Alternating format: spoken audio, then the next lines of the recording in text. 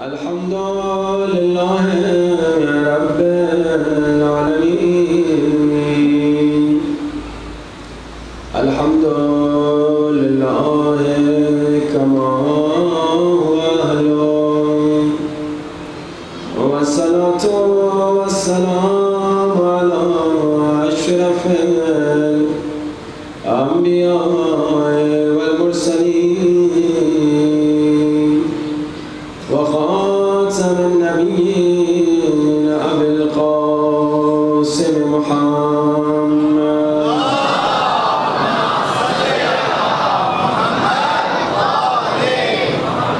والطيبين الطاهرين المعصومين يا سركار امام زمانہ سب مل کے بلند آواز الہی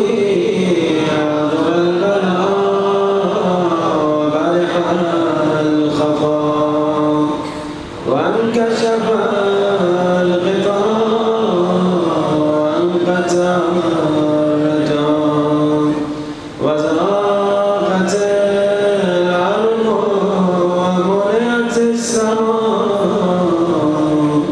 وأنت المستعان وإليك المشتكى وعليك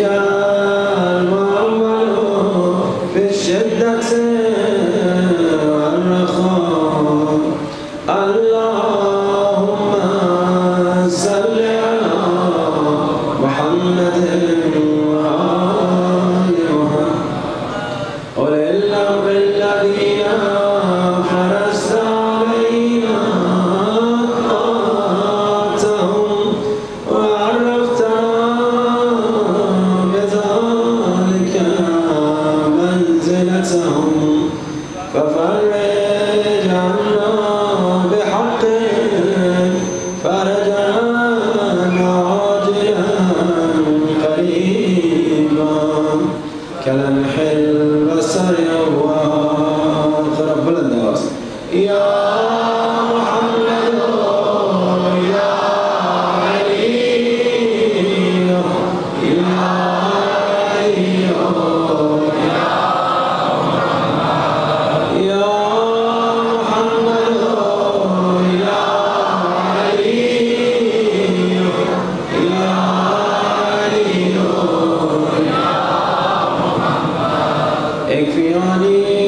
فإنكما كافيان وانصراني فإنكما ناصران يا مولانا يا صاحب الزمان الغوث الغوث الغوث أدركني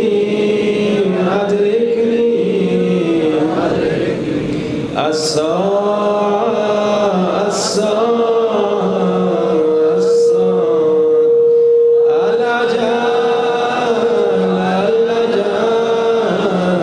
الأجل يا أرحم الراحمين بحق محمد وآله الطاهرين الصلوات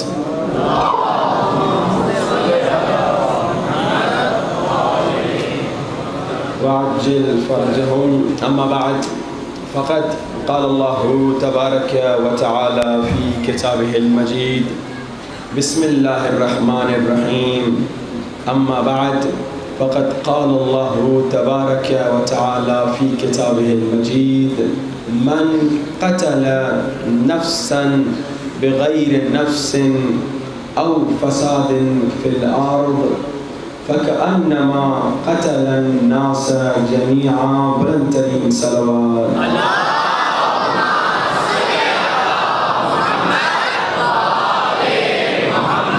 اذان واجب الاحترام مسلسل کام کر رہا ہے، اسلام کی خدمت کر رہا ہے، اور اصل میں دشمن چاہتا یہ ہے کہ شیعہ سنی میں جھگڑا رہے، شیعہ سنی کو لڑانا چاہتا ہے دشمن کا کام ہی یہی ہے. دشمن کہتا ہے شیعہ سنی کو لڑاؤ، شیعہ کو لڑاؤ. بلکہ اسلام کی ہم نے پیروی کرنی ہے. ہم کو دشمن کی پیروی نہیں کرنی, ہمیں اہل بیت کی پیروی کرنی ہے, ہمیں دشمن کی پیروی نہیں کرنی. اسلام نے کہا, اہل بیت نے کہا, کیونکہ اسلام محبت کا پیغام ہے تو محبتیں پھیلاؤ, دشمنیاں نہ پھیلاؤ. صلوات پڑھی بآواز بلند.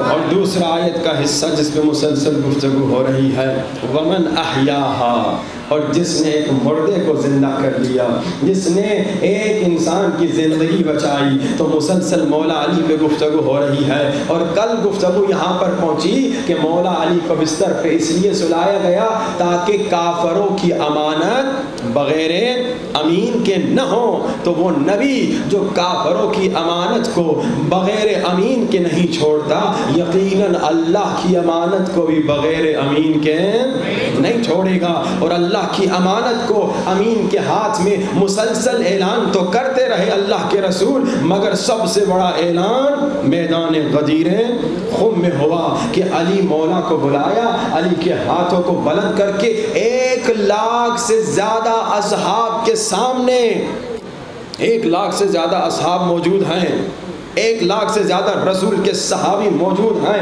ان سب کے سامنے. اچھا, اب اللہ کے رسول نے غدیر میں خود تو اعلان کیا, مگر ایک صحابی کو کھڑا کر دیا جس کی آواز بہت بلند تھی. اس زمانے میں لاؤڈ اسپیکر تو نہیں ہوتے تھے. ایک صحابی کو کھڑا کر دیا جس کی آواز بہت بلند تھی.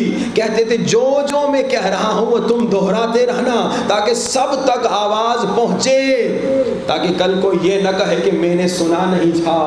البتہ بہت ساروں نے کہہ بھی دیا تھا کہ میں نے سنا نہیں تھا. ان کا بھی رسول نے علاج کر دیا. کیسے؟ علی کے ہاتھوں کو بلند کر کے دکھایا. اگر سنا نہیں دیکھا تو ضرور ہوگا. ہاں بھائی,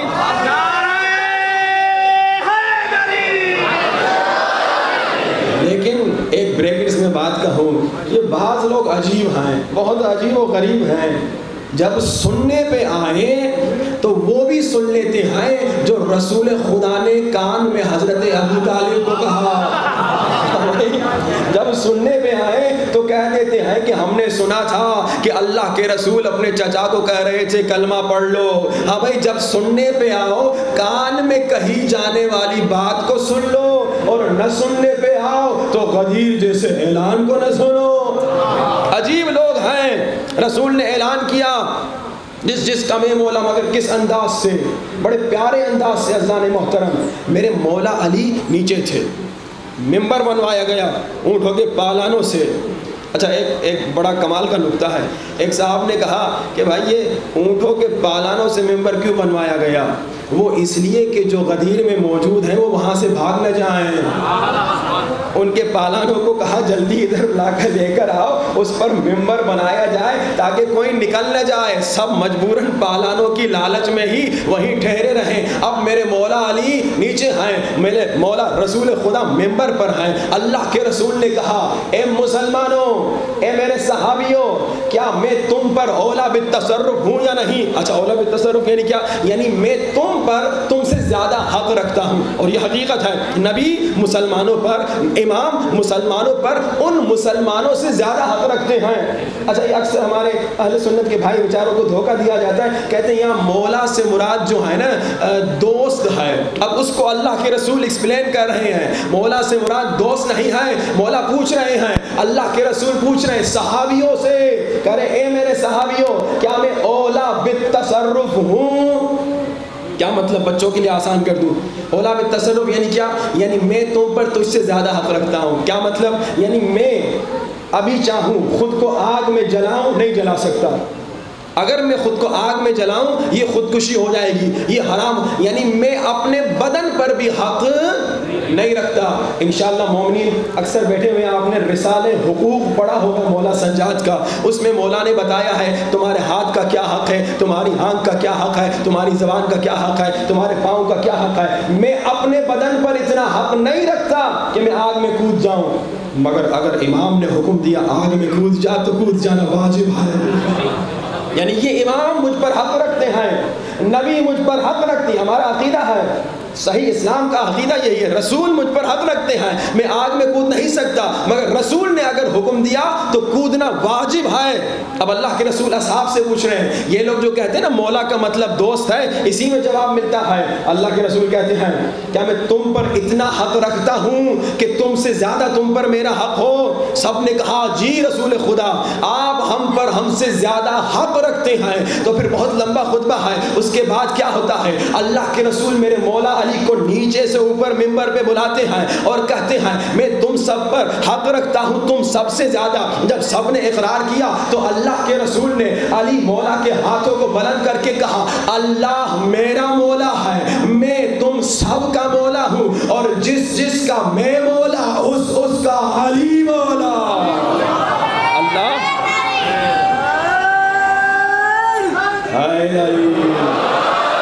اللہ میرا مولا، میں تم سب کا مولا، جس کا میں مولا اس کا علی مولا۔ اچھا ایک اور جواب بھی دیتا چلوں، یہ جو کہتے ہیں نا کہ مولا سے مراد دوست ہے، اس پہ ایک دوست تھے، ان کا مناظرہ ہوا بڑا اچھا، ایک شیعہ تھا اور ایک سنی تھا، بڑے پیارے انداز سے۔ یہ جو میں نے ابتدا میں کہا نا کہ اگر آپ دو بڑے اسلام کے فرقوں میں اختلاف ختم کر دیں تو یہ بہت آپ نے محنت کی اور بہت کمال کا کام کیا۔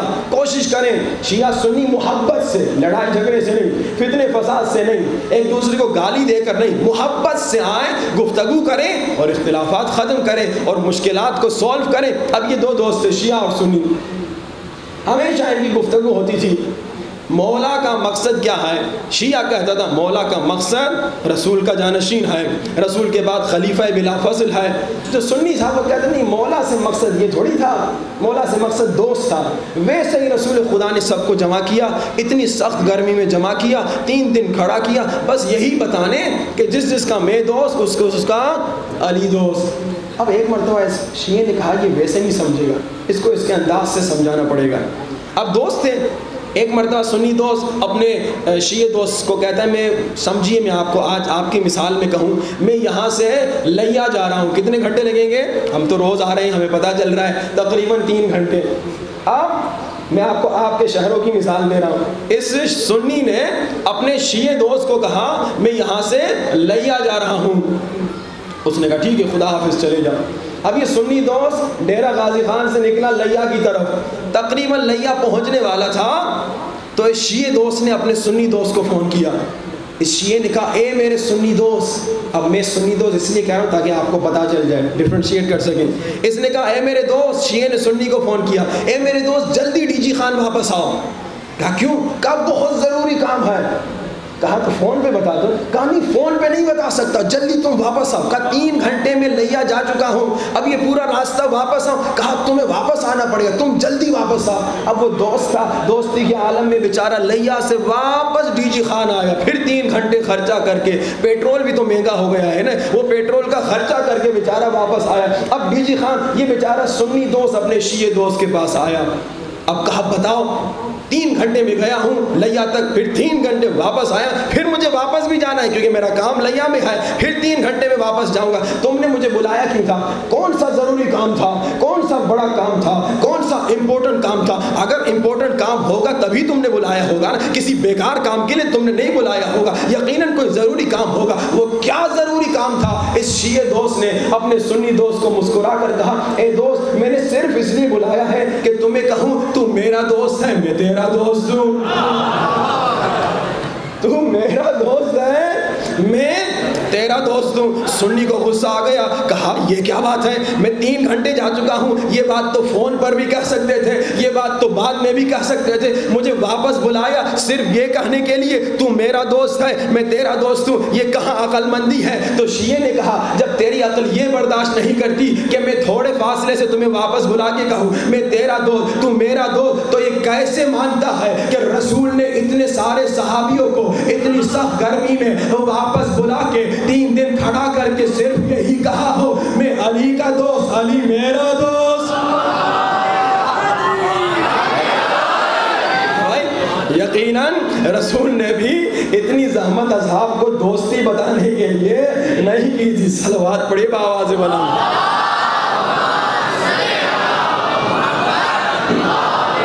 محمد واجل فرج، پیار محبت محبت سے انشاءاللہ اگر یاد رہا کل بھی اور پرسوں بھی کمال کے 2 مناظرے آپ کو سناؤں گا. اب اللہ کے رسول، لیکن اب ایک بات میں آپ کو کہتا چلوں، اللہ کے رسول نے یہ جو اعلان کیا، اللہ کے رسول کے اعلان سے قبل اللہ نے رسول کو ایک پیغام دیا. کیا پیغام دیا؟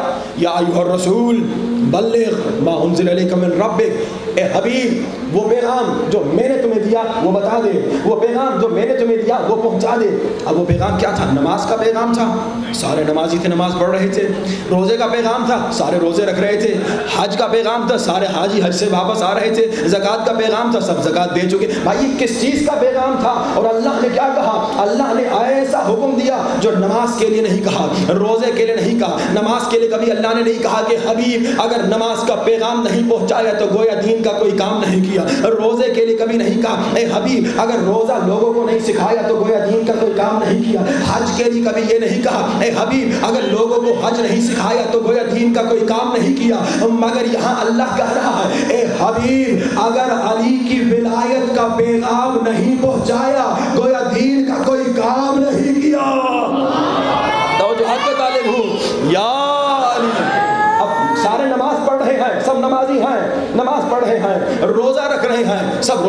کیا نماز دین نہیں؟ یقیناً نماز دین ہے. کیا روزہ دین نہیں؟ یقیناً روزہ بھی دین ہے. حاجی ہیں سب حج پہ جا رہے ہیں، سب زکوٰۃ دے رہے ہیں، سب جہاد کر رہے ہیں. کیا یہ دین نہیں؟ اللہ سمجھانا یہ چاہ رہا ہے ہاں نماز دین ہے، ہاں روزہ دین ہے، ہاں حج دین ہے، ہاں یہ تمام عبادتیں، امر بالمعروف دین ہے، نہی عن المنکر دین ہے، جہاد دین ہے، زکوٰۃ دین ہے، خمس دین ہے. مگر یہ ساری عبادتیں علی کے بغیر کچھ بھی نہیں ہیں. یہ ساری عبادتیں سکھا رہا ہے. دیکھو یا ایھا الرسول بلغ، نماز کے لیے حکم نہیں آیا. ما انزل الیک من ربک، اگر تم نے یہ حکم نہیں پہنچایا فما بلغت الرسالۃ. اللہ سکھا رہا ہے مسلمانوں یاد رکھو اگر نماز پڑھو گے بغیر عشق علی وہ منہ پہ ماری جائے گی. اگر روزہ رکھو گے بغیر عشق علی وہ منہ پہ مارا جائے گا. اگر حج کرو گے بغیر عشق علی وہ منہ پہ مارا جائے گا. بغیر عشق علی نماز کا کوئی فائدہ نہیں. اس لیے فارسی کا ایک شاعر ہے بڑا اچھا شعر کہتا ہے، کمال کا شعر کہتا ہے بے منکر علی بگو، علی کے دشمن کو کہہ دو جو نماز تو پڑھتا ہے مگر اس کے دل میں علی کی دشمنی ہے، جو روزہ تو رکھتا ہے مگر اس کے دل میں علی کی دشمنی ہے، جو زکوٰۃ تو دیتا ہے مگر اس کے دل میں علی کی دشمنی ہے، جو حج پہ تو جاتا ہے مگر اس کے دل میں علی کی دشمنی ہے. شاعر کہتا ہے بے منکر علی بگو نماز شو رہا کھونے، علی کے دشمن کو کہہ دو نماز پڑھنا چھوڑ دے. علی کے دشمن کو کہو نماز پڑھنا چھوڑ دے. کیوں؟ نماز بی ولای او عبادتیس بی وضو. ایک ایسی نماز جو بغیر عشق علی ہو، ایک ایسی نماز جو نماز پڑھنے والے کے دل میں دشمنی علی ہو، یہ ایسی نماز ہے جیسے بغیر وضو کے کوئی نماز. بغیر وضو کے نماز پڑھو 1000 رکعت ثواب ملے گا. بغیر وضو کے نماز پڑھو 10,000 رکعت ثواب ملے گا؟ نہیں ملے گا. اسی طرح اگر دشمنی علی کسی کے دل میں ہو چاہے جتنی نمازیں پڑھ لے ثواب نہیں ملے گا. بلند ترین صلوات.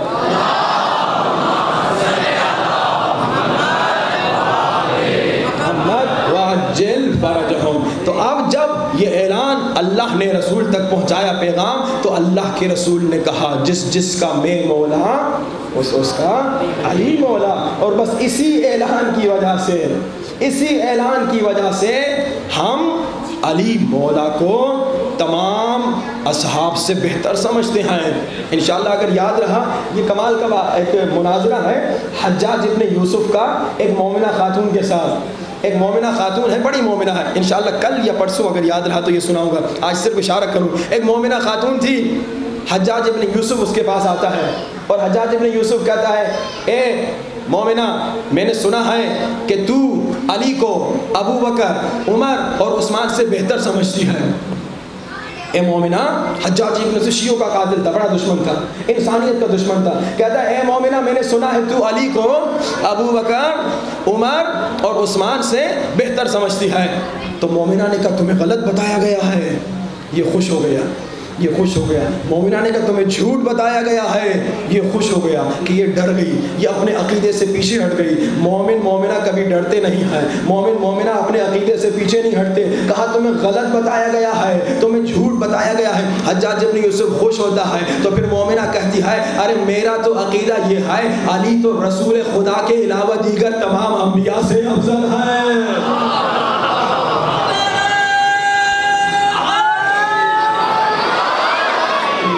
علی تو رسول خدا کے علاوہ دیگر تمام انبیاء سے افضل ہیں. میں علی کا مقایسہ انبیاء سے کرتی ہوں, تم کن کے نام لے رہے ہو؟ اور پھر یہ انشاءاللہ بعد میں آپ کو مناظرہ سناؤں گا, اس پر ہم دلیل یہی دیتے ہیں. بلکہ اہل سنت کے علماء, اہل سنت کے شریف علماء وہ بھی اسی دلیل کو مانتے بھی ہیں اور یہی دلیل دیتے ہیں. کہتے ہیں اللہ کے رسول نے یہ کہا نا کہ جس کا میں مولا اس کا علی مولا.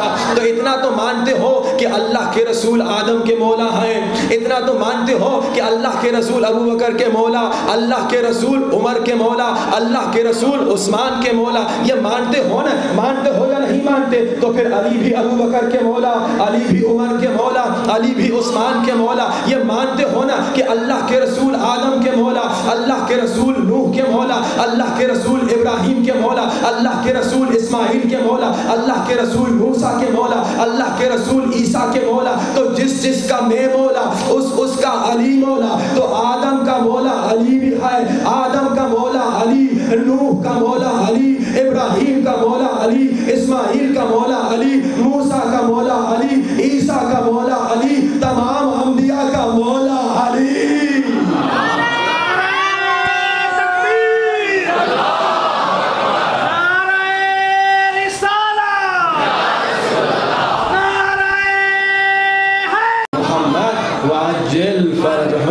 اور پھر یہ جو بعض اوقات کبھی کبھی ہم پہ اعتراض کرتے ہیں کہ بھائی آپ نے یہ کیا کہہ دیا, تو ہم جواب میں یہی کہتے ہیں, ہم پہ اعتراض بعد میں کرنا. بھائی تمہارے دوسرے خلیفے نے ایک بار نہیں 70 مرتبہ کہا علی میرا مشکل کشا ہے, علی میرا مددگار ہے, علی نہ ہوتا تو میں ہلاک ہو جاتا.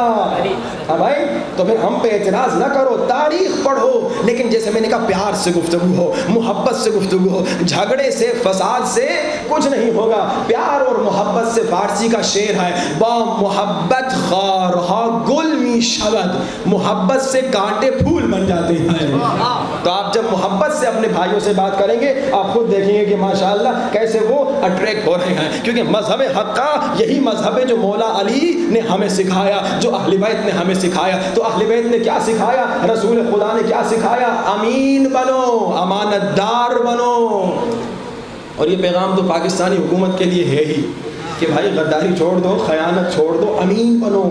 یہ جو پیسے تمہیں مل رہے ہیں جس سے تم سمجھ رہے ہو تم مالک ہو, بڑے بڑے گھر خرید رہے ہو, بڑی بڑی گاڑیاں خرید رہے ہو, زمینیں خرید رہے ہو, یہ تمہارے تھوڑی ہیں, یہ بیچاری عوام کے پیسے ہیں, یہ غریب عوام کے پیسے ہیں. خیانت نہ کرو, تم مسلمان ہو, رسول امین تھے تو رسول امین ہے تو تمہیں بھی امین بننا ہے. چلے ہم دوسروں سے کیا لینا دینا ہمارا, اپنے بارے میں سوچیں. اپنے بچوں کی تربیت کرنا واجب ہے. مسلسل پچھلے 5 دنوں سے آپ کو وہی 4 5 6 7 حدیثیں میں ابتدا میں ریپیٹ کر کے سناتا ہوں. اب جس کو وہ حدیثیں یاد نہیں ہوئی اب تک وہ بلند ترین صلوات پڑھیں محمد سامنے والے مجمع کو لگتا ہے وہ حدیثیں یاد نہیں ہوئی. میں 1 منٹ کے اندر پوری حدیثوں کا خلاصہ پھر مجبوراً سنا رہا ہوں کیونکہ آپ کو یاد نہیں ہے, آپ نے خود اقرار کر لیا. بھائی اللہ کے رسول نے فرمایا, مولا نے فرمایا, امام معصوم نے فرمایا مختلف حدیثوں سے کہ قیامت کا دن ہوگا, ایک باپ ہوگا بڑا نیک نمازی, ایک ماں ہوگی حجاب کرنے والی, مگر اللہ کہے گا جہنم میں ڈال دو. فرشتے کہیں گے خدایا ان کا گناہ کیا ہے, انہوں نے تو نماز بھی پڑھی, انہوں نے تو حجاب بھی کیا. آواز قدرت آئے گی, نماز خود پڑھی مگر بچے کو نہیں سکھائے, حجاب خود کیا مگر بچے کو حجاب نہیں سکھایا. پھر آپ نے سنا اللہ کے رسول ٹھنڈی سانس لیتے ہیں اور کہتے ہیں آخر الزمان کے جو بچے ہیں ان کے ماں باپ اپنے بچوں سے غافل ہوں گے, دنیا کی تو فکر کریں گے, آخرت کی فکر نہیں کریں گے. دنیا کے بارے میں تو کوشش کریں گے, محنت کریں گے, غافل نہیں ہوں گے, مگر آخرت سے غافل ہو جائیں گے, دین سے غافل ہو جائیں گے, بچوں کو دین نہیں سکھائیں گے. اور یہ ماں باپ جن کی غفلت کی وجہ سے ان کے بچے گمراہ ہو جائیں، ان کے بچے گنہگار ہو جائیں، یہ ماں باپ عمل سے مجھ رسول سے بیزاری کا اعلان کر رہے ہیں، اور میں رسول بھی قیامت کے دن ان سے بیزاری کا اعلان کروں گا، اب یہ میرے امتی نہیں ہوں گے۔ آپ نے سنا وہ ماں باپ جو اپنے بچوں کی شادی میں ڈیلے کرواتے ہیں، ابھی پڑھ لو، ابھی تو تم بچے ہو، ابھی تو کیا نام ہے تم نے کالج ختم کرنا ہے، ابھی تو تمہیں نوکری ڈھونڈنی ہے۔ وہ ماں باپ جو اپنے بچے بچیوں کی شادی دیر میں کراتے ہیں، اور جب تک بچہ گناہ کرتا رہے گا ان کے اعمال نامے میں گناہ لکھا جائے گا۔ بچے کو تو گناہ ملے گا تو ماں باپ کو بھی ملے گا، کیونکہ ماں باپ نے دیر میں شادی کروائی، کیونکہ ماں باپ نے شادی سے روکا۔ یہ تربیت کا ایک بہت ضروری حصہ ہے، انشاءاللہ اس پر پہنچیں گے کہ اپنے بچوں کی شادی کرانا واجب ہے، وہ بھی اس زمانے میں۔ یہ نہ کہیے میں سید ہوں میرا بچہ گمراہ نہیں ہوگا، یہ نہ کہیے میں نیک ہوں میرا بچہ گمراہ نہیں ہوگا، تیرا بچہ کوئی معصوم تھوڑی ہے۔ اگر تم نے بچے کی دیر میں شادی کروائی تو تم خود اپنے آپ کو جہنم میں ڈالے۔ قیامت کے دن دیکھو گے زنا، چیٹنگ نامحرم کے ساتھ، اور نہ جانے کتنے گناہ، کہو گے خدایا میں نے نہیں کیا، آواز آئے گی تیرے بیٹے نے کیا تھا، تیری بیٹی نے کیا تھا، خدایا میرا کیا قصور، وہ تو شادی کا ٹائم آ چکا تھا نا، وہ تمہیں کہہ رہا تھا نا میری شادی کرا، تمہیں تو پتہ چل گیا تھا نا اس کی شادی کا وقت ہے، مگر کیوں ڈیلے کرایا؟ یہ جتنے سال تم نے ڈیلے کروایا، شادی بیچارے بچے کی دیر میں کروائی، اتنے سال جتنے گناہ اس نے کیے وہ تیرے کھاتے میں بھی لکھے جائیں گے۔ اور آپ نے سنا وہی بچے جن کی خاطر، جن کی دنیا کی خاطر آپ کوشش کر رہے ہیں کہ میرا بچہ سکون سے رہے، اچھے گھر میں رہے، اچھا کھانا کھائے، اچھے لباس پہنے، آپ ان کے لیے محنت کر رہے ہیں، مگر قیامت کے دن وہی بچے آپ کو جہنم میں ڈلوائیں گے اگر آپ نے بچوں کی صرف دنیا کو سوچا اور ان کی آخرت کو بھلا دیا، اگر ان کو صرف یونیورسٹی کالجز کا راستہ دکھایا اور مسجد اور امام بارگاہ کا راستہ نہیں دکھایا، آپ کے ہی بچے جہنم میں آپ کو ڈلوائیں گے۔ خدایا ہمارا کیا قصور، ماں باپ نے ہمیں دین نہیں سکھایا۔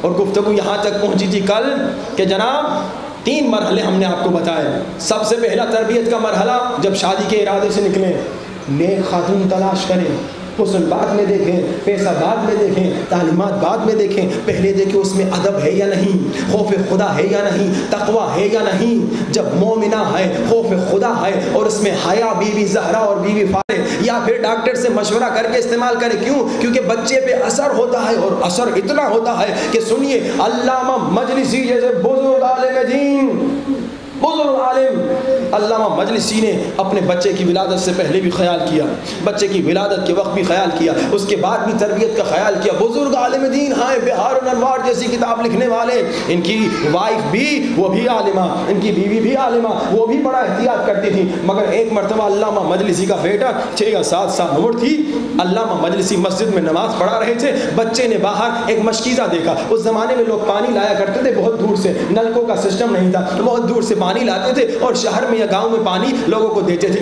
اب ایک بیچارے نے محنت کی، اس دن صبح سویرے مشکیزے میں پانی بھرا، اور یہاں پر اذان جب آئی اس نے کہا چلو یہاں پہ مشکیزہ رکھتا ہوں، نماز پڑھ کے پھر اپنی نوکری کو آگے لے جاؤں گا۔ یہ نماز پڑھ رہا تھا، علامہ نماز پڑھا رہے تھے۔ علامہ کا 6 یا 7 سال کا بچہ، اس نے سوئی اٹھائی اور پورے مشکیزے میں سوراخ کر دیا۔ ہم اور آپ، ہمارے بچے نے یہ کام کیا ہوتا تو کیا کرتے؟ زیادہ سے زیادہ اس بیچارے کو پیسے دے دیتے، اگر کوئی شریف انسان ہوتا کہ بھائی یہ پیسے لے لو معاف کرنا، اور بھلا دیتے۔ کتنوں کے بچوں نے لوگوں کے گھر کے شیشے توڑے ہوں گے، کتنوں کے بچوں نے لوگوں کی گاڑیوں کے شیشے توڑے ہوں گے، اور ماں باپ کو کوئی فکر ہی نہیں ہوگی۔ بہت کوئی شریف باپ ہوگا اس آدمی کو پیسے دے دے گا اور کہے گا معاف کرو، کوئی بدماش ہوگا کہے گا جا بھیجا میرا کیا جائے، میرے بچے نے نہیں توڑا کسی اور نے توڑا ہے۔ ہاں بھائی یہ بھی ہم نے دیکھے، ایسے لوگ بھی دیکھے ہیں جو گنڈا گردی کہتے ہیں، کیا کہتے ہیں چوری اور پھر سینہ زوری، ایسے لوگ بھی ہم نے دیکھے ہیں پاکستان میں، کچھ زیادہ ہی دیکھے ہیں۔ صلوات پڑھی بآواز بلند۔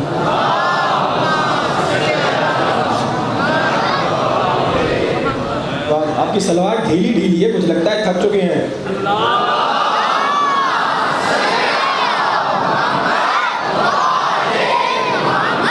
وَعَجِّلْ فَرْجَهُمْ۔ تو علامہ مجلسی نے جب دیکھا میرے بیٹے نے، 6-7 سال کا بچہ تھا، کوئی بڑا بچہ بھی نہیں تھا، ہم لوگ میں نے کہا ایسے کام جب ہمارے بچے کرتے ہیں ہم اس کو سوچتے بھی نہیں ہیں۔ علامہ مجلسی پریشان، سوچنے لگے مجھ سے کیا خطا ہو گئی، مجھ سے کیا غلطی ہو گئی تھی جو میرے بچے نے ایسا کام کیا.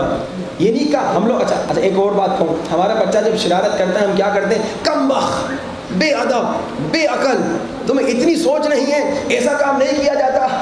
یعنی یہ کمبخت ماں باپ بجائے اس کے کہ سوچے میری کیا غلطی تھی, تربیت میں کیا کمی تھی جس کی وجہ سے بچے نے یہ کیا, اس بچے کو بلیم کرتے ہیں, اے بدتمیز, اے فلاں فلاں, تم نے یہ کہا. ارے بابا تم کمبخت ہو جو اپنے بچے کو ڈانٹ رہے ہو, غلطی تمہاری ہے جو تیرے بچے نے یہ کام کیا. علامہ مجلسی سوچ رہے ہیں میں نے کیا غلطی کی, مجھ سے کیا خطا ہو گئی جو میرے بچے نے ایک بیچارے آدمی کے مشکیزے میں سوراخ کر دیا. بڑا سوچا, کچھ ذہن میں نہیں آیا.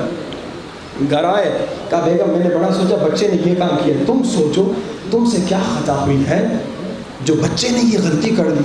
وہ بچے نے قتل کیا تھا نہیں, ایک مشکیزے میں سوراخ کر دیا, بچہ ہے کر سکتا ہے نا.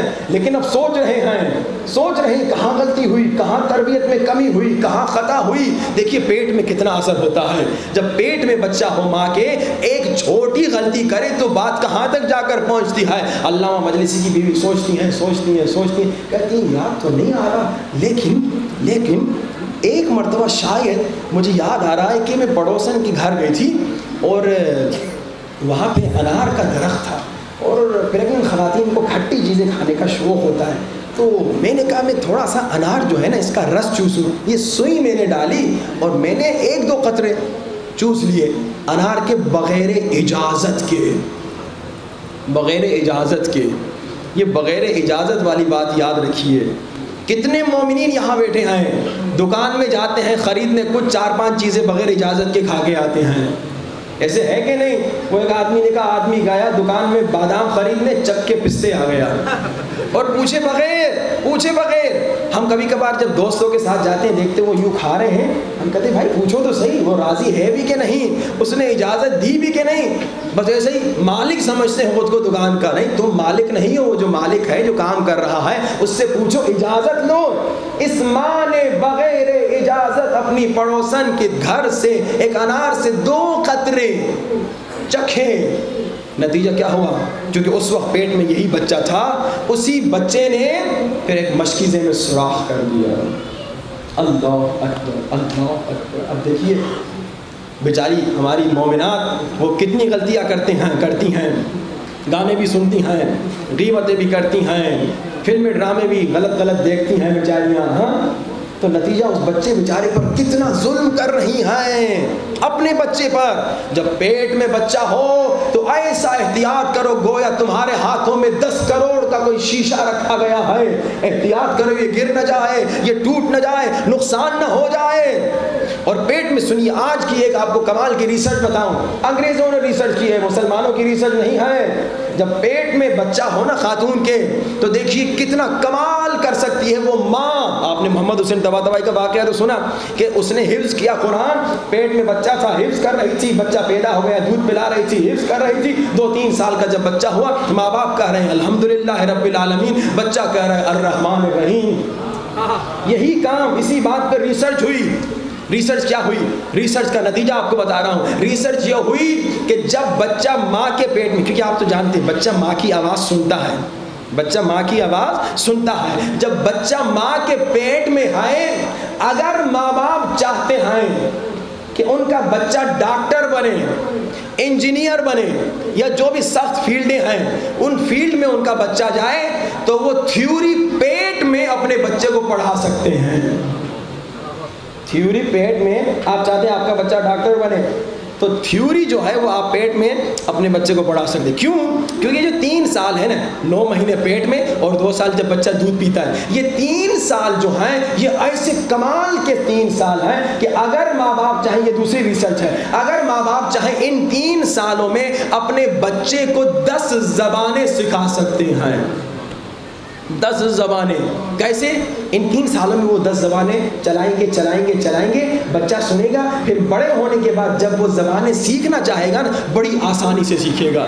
اگر دوسرے کو یہ 10 زبانیں سیکھنے میں مثال کے طور پہ 10 سال لگیں گے, اس کو شاید 10 مہینے لگیں, کیونکہ پیٹ میں 9 مہینے اور یہ 2 سال جو ہے نا بچے کے بالکل یہ کمال کے سال ہیں جس میں بچہ تمام یہ چیزیں سیکھ سکتا ہے. اور اس پر بھی ایک واقعہ ہے ایک عالم دین کا. ایک عالم دین ہے, وہ درس دیتے تھے مسجد میں، ان کے کئی شاگرد آتے تھے، وہ شاگردوں کو درس دیتے تھے، اور ہر سال ان کے شاگرد بدلتے تھے تو ہر سال کے بعد پھر وہی پرانا درس نئے شاگردوں کو دیتے تھے۔ اب ان کی بیوی بھی مسجد میں آ کے ان کا درس سنتی تھی، عالمہ بھی تھی، اور اپنے شوہر کا، اپنے میاں کا درس بھی سنتی تھی۔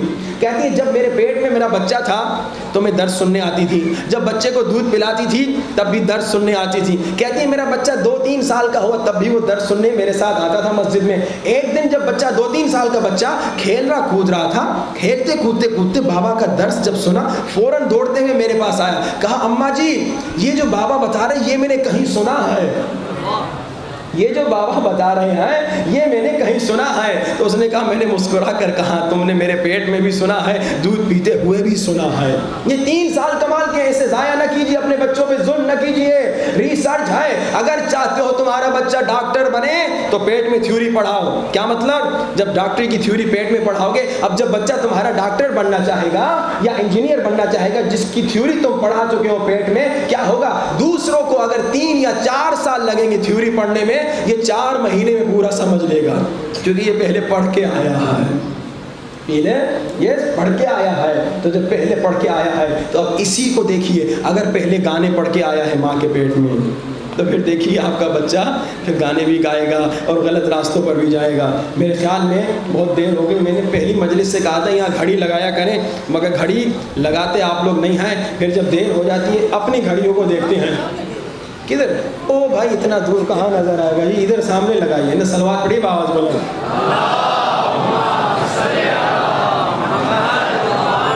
محمد کہتے ہیں مجلس میں مولوی گھڑی دیکھے تو ٹھیک ہے، عوام گھڑی دیکھے تو پھر ٹھیک نہیں ہے۔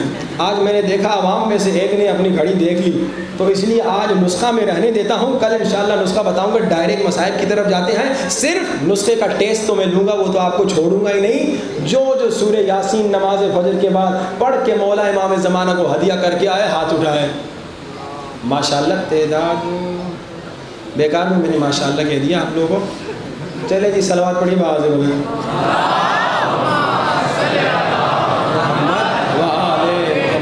پرسوں آپ لوگوں نے ویسے ہی مجھے خوش کرنے کے لیے سورہ یاسین لگتا ہے پڑھا تھا، پھر آج تعداد پھر وہی پیچھے ہٹ گئی۔ کم سے کم 40 دن کا ہم نے وعدہ لیا تھا، تو وہ سارے تو یہاں پہ یا شاید آج نہیں آئے ہوں گے، لیکن آج تعداد کم سے کم 10-15% کم ہو گئی ہے۔ خدا رہا یہ 2-3 دن اور بچے ہیں، کم سے کم یہ 2-3 دن ہی ہماری خوشی کی خاطر ہی پڑھ لیں، لیکن نہیں 40 دن انشاءاللہ پڑھیے گا سورہ یاسین، ہر روز نماز فجر کے بعد پڑھیے اور امام کو ہدیہ دیجیے۔ اگر پڑھ نہیں سکتے تو سن لیجیے اور کہیے مولا کیونکہ میں ان پڑھ تھا، کیونکہ میں پڑھ نہیں سکتا تھا، قرآن پڑھنے کی مجھے عادت نہیں تھی، لیکن کیونکہ آپ نے کہا نماز فجر کے بعد قرآن سورہ یاسین پڑھو، تو آپ کی خوشی کی خاطر میں سن کر آ رہا ہوں، تو کم سے کم پڑھو، نہیں پڑھ سکتے تو سن کے آ جاؤ۔ بلند ترین صلوات۔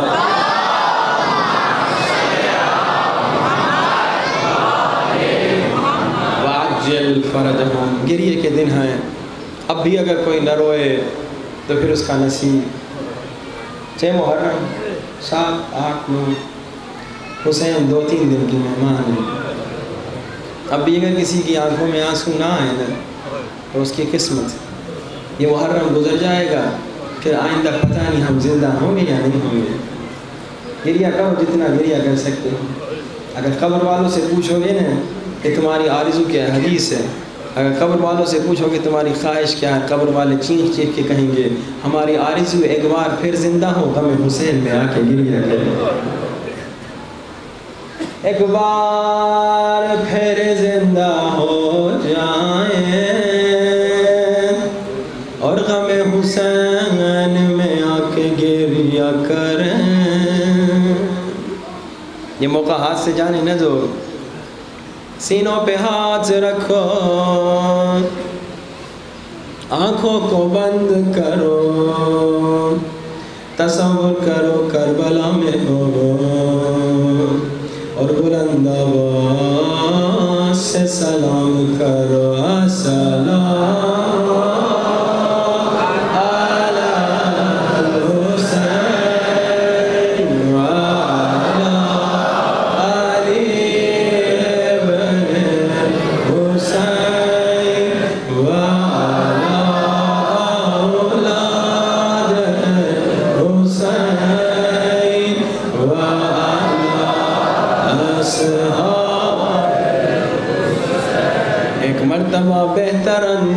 से अस्सलाम अला हुसैन व अला आलि हुसैन व अला औलाद हुसैन व अला अस्हाब अज़ादारो। आज उस मज़लूम की शहादत पढ़नी है जो उम्र में 13 बरस का था।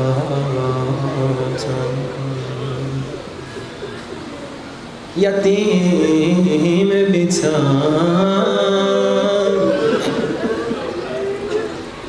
जिसका बचपने में बाबा चला गया। रिवायत में है जब मौला हसन को जालिमा ने जहर दिया, कासिम अपने बाबा के सीने से लिपट रहा था। बच्चा है, बाप से लिपट रहा है।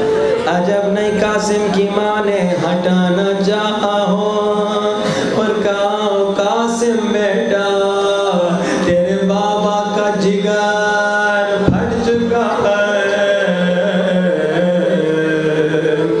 अजब नहीं मौला हसन ने फरमाया कासिम को मेरे सीने पे बैठने दे, मेरा बेटा जवानी नहीं देखेगा, मेरा बच्चा बचपने में ही मारा जाएगा।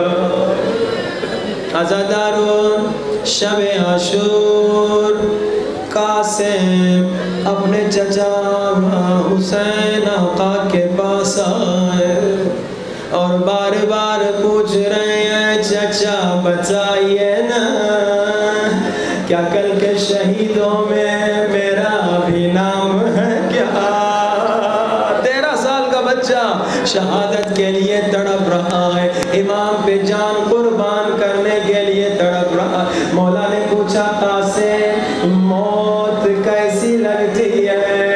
कहा चचा अहला मिनल असल, आप पे जान कुर्बान करना शहद से ज्यादा मीठी है।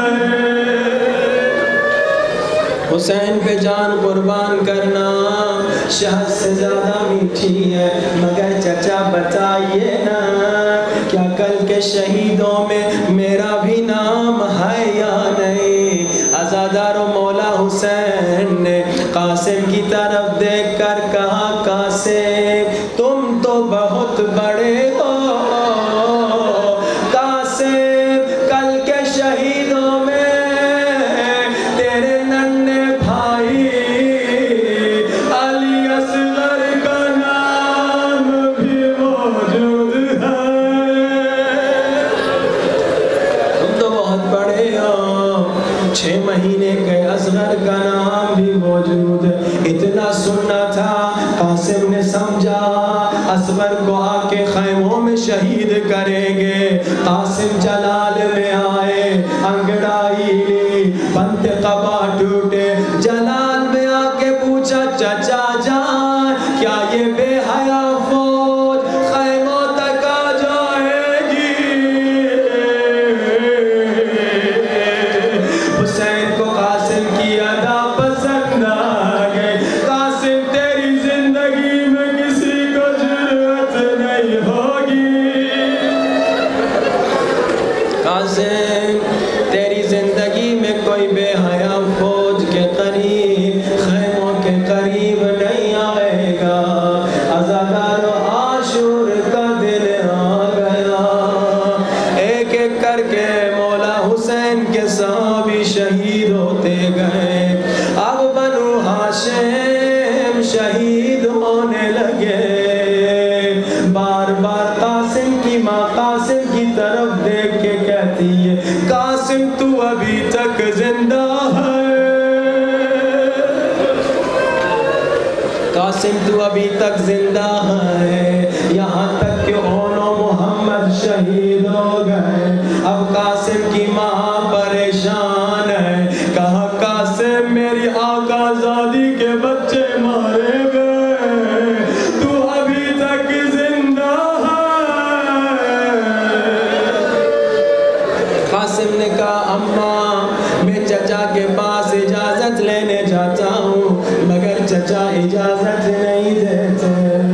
عزادارو اچانک قاسم کی ماں کو یاد آیا، بابا حسن نے ایک تعویذ باندھا تھا، کہا تھا جب بڑی مشکل آ جائے اس تعویذ کو کھول لینا۔ کہا اس سے بڑی مصیبت کیا ہے؟ تعویذ کو کھولا، حسن کا خط تھا، بیٹا قاسم کربلا میں اپنے چچا حسین کی مدد کرنا، کربلا میں میرے بھائی حسین کا ساتھ دینا۔ کربلا میں اپنے چچا کو اکیلا نہ چھوڑنا۔ قاسم بڑے خوش ہوئے، چچا کے پاس خط لے کر آئے۔ حسین نے بھائی کا خط دیکھا، بھائی کے خط کو چوما ہوگا اور بھائی کا زمانہ یاد آیا۔ کہا قاسم بیٹا اجازت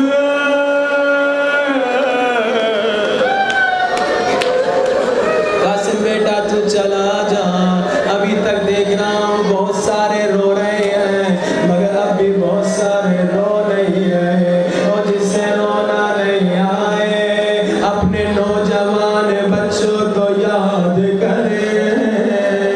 قاسم لڑنے گئے، عزادارو مولا حسین ریت کے ٹیلے پہ بیٹھے قاسم کی لڑائی دیکھ رہے ہیں، اور زینب خیمے کے دروازے پہ کھڑی مولا حسین کو دیکھ رہی ہیں۔ قاسم کی ماں مصلی پہ بیٹھی بیوی زینب کو دیکھ رہی ہے۔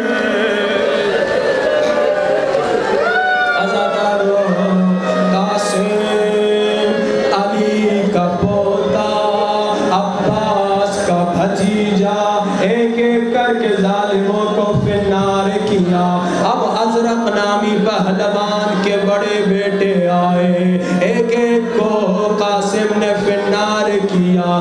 اب خود ازرق پہلوان آیا، مجھے نہیں معلوم شاید مولا حسین قاسم کی ماں کے پاس آئے ہوں اور کہا ہو قاسم کی ماں قاسم کے لیے دعا کر لو۔ ویسے مجھے قاسم پہ بھروسہ ہے، مگر وہ ظالم کھا پی کر آیا ہے، میرا قاسم 3 دن کا پیاسا ہے۔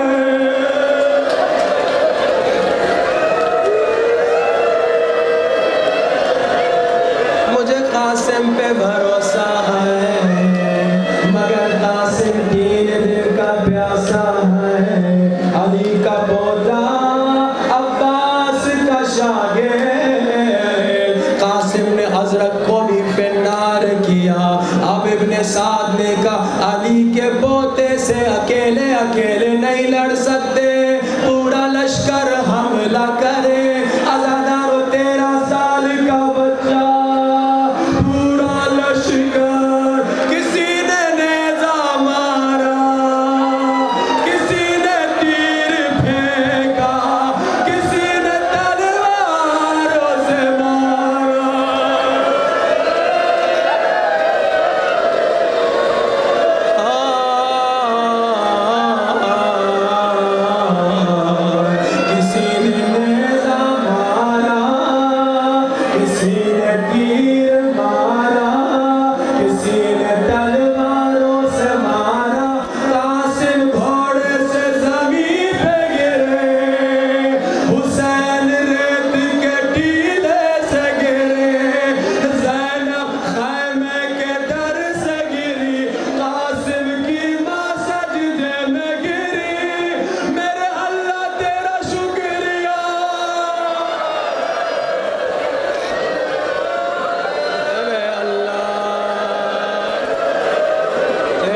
شکریہ تو نے میری قربانی قبول کی. بس میں نے ختم کیا آخری جملے. عزادارو قاسم جیسے گرے، قاسم نے کہا چچا میں گر گیا. عزادارو مولا حسین جلال میں دوڑے. جیسے یزیدیوں نے حسین کو دیکھا یزیدی بھاگنے لگے. کس زبان سے بیاں کروں دائیں طرف کے گھوڑے بائیں طرف چلے گئے. قاسم کی چیخیں بلند ہوئی چچا جان اما زہرا کی طرح او میری پسلیاں.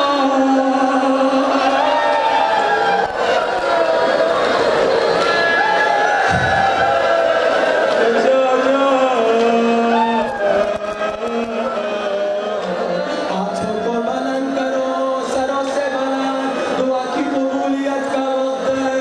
امام زمانہ کو بلاؤ. امام زمانہ آپ کو قاسم کی ٹوٹی پسلیوں کا امام زمانہ جلدی آ جائیے. یا صاحب الزمان مولا مولا مولا جان. بلند آواز. یا صاحب الزمان مولا مولا مولا. آخری جملے. اذان قریب ہے. مولا ہمارے گنہگار ہاتھوں کو نہ دیکھیے. ہاتھ سب بلند کرے نہ تھکے. مولا آپ کو اس لمحے کا واسطہ. اولاد والوں مجھے معاف کرنا. آپ کو اس لمحے کا واسطہ جب دائیں طرف کے گھوڑے بائیں طرف چلے گئے. عزادارو سنو گے کربلا میں ہر شہید نے ہر مظلومیت میں حسین کا ساتھ دیا. سب نے پیاس میں حسین کا ساتھ دیا. سب نے تیروں کے لگنے میں حسین کا ساتھ دیا. سب نے نیزوں کے لگنے میں حسین کا ساتھ دیا. مگر لاش کی پامالی میں بس قاسم نے چچا کا ساتھ دیا. لاش کی پامالی میں بس قاسم نے چچا کا ساتھ دیا. مگر ایک فرق تھا. حسین کی لاش شہادت کے بعد پامال ہوئی. قاسم ابھی زندہ تھے. قاسم ابھی زندہ تھے. چچا گھوڑے کا پاؤں میرے سینے پہ آ گیا.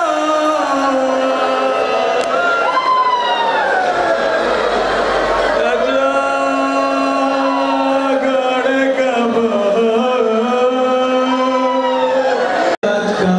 واسطہ.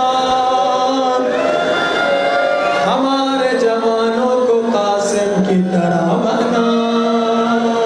ہمارے بچوں کو قاسم کی طرح بنا.